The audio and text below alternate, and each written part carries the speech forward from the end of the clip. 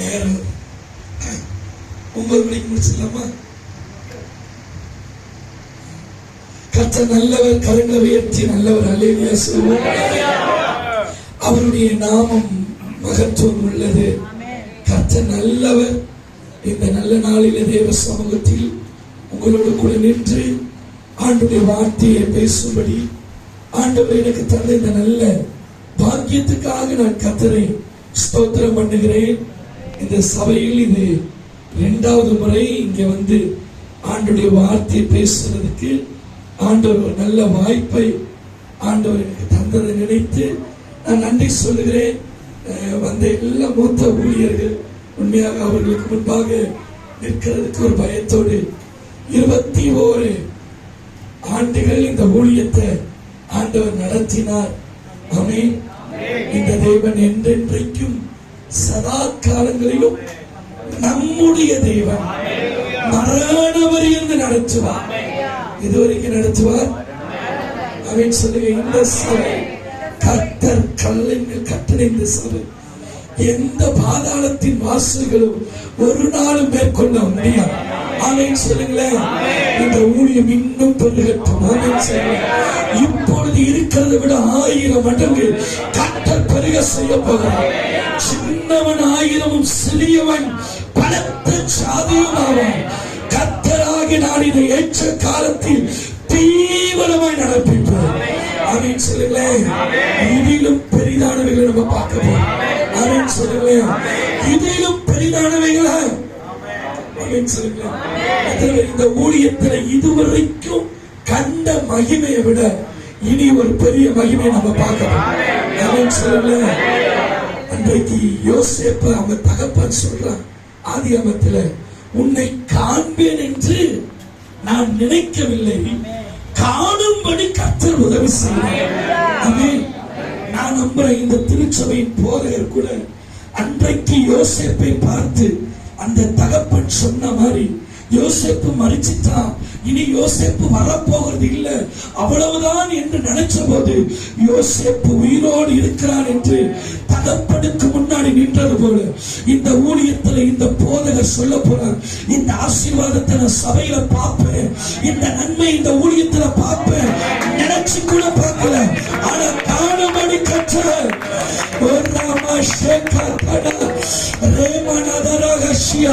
இந்த சபைக்கு கத்த சொல்லுகிற சில தீர்க்கதரிசனமான வார்த்தை இந்த 21வது இந்த சபையின் ஆண்டு விழாவில போதகருடைய வாயில, சபை விசுவாசிகளுடைய வாயில ஒரு சாட்சி உண்டாக போகிறது. இதை காண்பேன் என்று நான் நினைக்கவில்லை, இந்த ஆசீர்வாதத்தை பார்ப்பேன் என்று நான் நினைக்கவில்லை, இந்த உயர்வை பார்ப்பேன் என்று நினைக்கவில்லை, இந்த அற்புதத்தை பார்ப்பேன் என்று நினைக்கவில்லை. ஆனாலும் கர்த்தர் காணும்படி உதவி செய்தார். யோசேப்பை பார்த்து தகப்பன் சொன்னது போல் இந்த சபை சொல்லுகிற நாள் வருகிறது. ஆவியில நிரம்பி கொஞ்ச நேரம் கரங்களை உயர்த்தி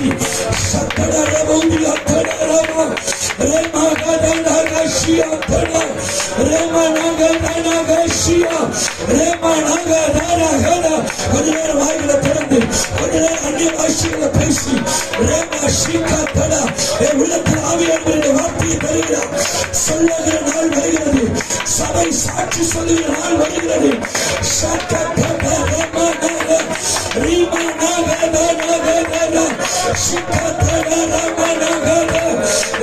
கொஞ்ச நேரம் வாய்களை திறந்து அந்நிய பாஷைகளை பேசி ஆவியை நிரம்பி கொஞ்ச நேரம் தேவ சமூகத்தில் ஒருவர் சும்மா இருக்கிற நேரம் இந்த தேவ மகிமை சபையை நிரப்புகிற நேரம், ஒரு தேவ பிரசன்னம் சபையை நிரப்புகிற நேரம், இந்த ஊழியத்தை கப்பின கரம் எடுக்கிற நேரம்.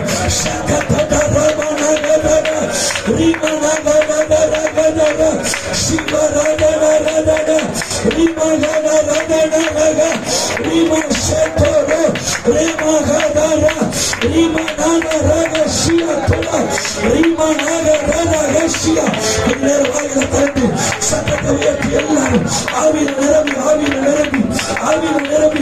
நிரம்பி ஸ்தோத்திரம் பண்ணிட்டே இருங்க. ஆசீர்வாதம் சபை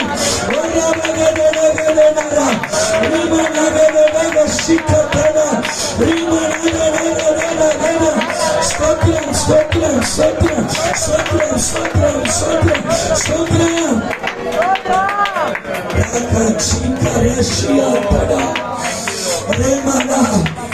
கர்த்தர் உள்ளத்துல சொல்லுகிற வார்த்தை, இதுவரை காணாத ஒரு ஆசீர்வாதம் இந்த ஊழியத்துல காணப்படும். இதுவரைக்கு கண்ட மகிமை அல்ல, இதுவரைக்கு காணாத ஒரு மகிமை. யோசேப்பை பார்த்த உடனே அந்த அப்பா சொன்ன வார்த்தை, உன்னை காண்பேன் என்று நினைக்கல, ஆனா காணும்படி கர்த்தர் உதவி செய்ய. இந்த ஊழியத்துல போதகரும் இந்த சபை இப்படி சொல்லுகிற நாள் வருகிறது. இந்த ஆசீர்வாதத்தை இந்த ஊழியத்துல பார்க்கிற அளவுக்கு ஆண்டவர் இந்த 21வது வருஷம் இந்த சபைக்கு கர்த்தர் கொடுக்கிற தீர்க்கதரிசன தூது இதுதான். இன்னைக்கு நான் சொல்லுகிற அடுத்த வருஷம் இந்த நாள் வரும் பொழுது சபை நீங்க சொல்ல போறீங்க, இந்த நன்மையை வாழ்க்கையில பார்ப்பேன்னு நினைக்கல, இந்த ஆசீர்வாதம் எனக்கு கிடைக்கும் நினைக்கல, இந்த நன்மை எனக்கு கிடைக்கும் நினைக்கல, ஆனாலும் ஆண்டவர் காணும்படி செய்தார். கொஞ்ச நேரம் கரங்களை கட்டி அன்னை வகிக்கிற சபை கொஞ்ச நேரம் ஆவியில நிரம்பும். ஒரு மணி சும்மா இருக்கிற நேரம் கட்டுடைய மகிமை, கட்டுடைய பிரசன்னம் இந்த ஆலயம் முழுவதும் நிரம்பி இருக்கிறது. சாலமோன் ஆலயத்தில் உலகில் இந்த மகிமை அந்நிய பாஷையில பேசுங்க, அந்நிய பாஷையில பேசுங்க.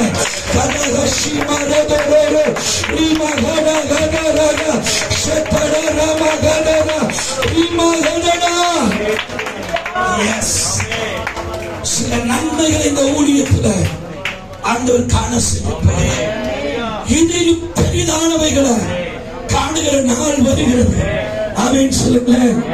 இந்த ஊழியம் இதுவரை கண்ட ஆண்டவர் சொல்றார், இது அல்ல, இதிலும் பெரிதானவைகளை நீங்க காண போகிற நாட்கள் வருகிறது. இந்த விசுவாசி இந்த சபையில் இந்த ஊழியத்தில் இதுவரைக்கும் பார்த்த அற்புதத்தை விட, இதுவரைக்கும் நீங்க கேட்ட சாட்சிகளை விட, இதுவரைக்கும் கர்த்தர் ஊழியத்தில் செய்த மகிமையை விட இதிலும் பெரிதானவைகளை நீ காண்பாய்.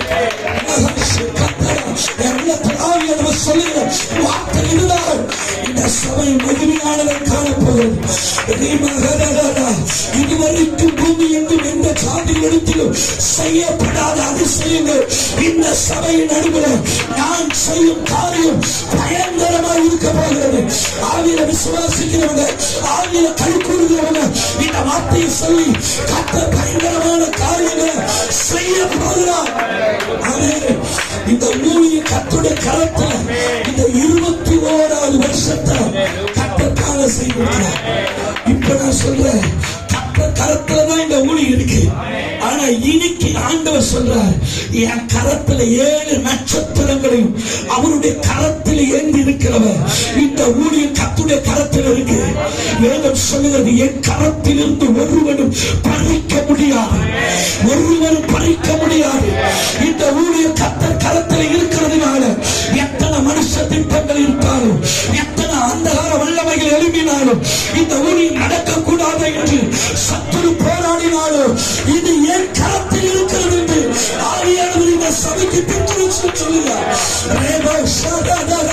என்னோடு கூட ஆவியில நிரம்பி கொஞ்ச நேரம் இந்த சபை, இந்த ஊழியம், இந்த சபை மக்கள், இந்த ஊழியக்காரருடைய குடும்பம் கர்த்தருடைய கரத்தில் இருக்கிறது.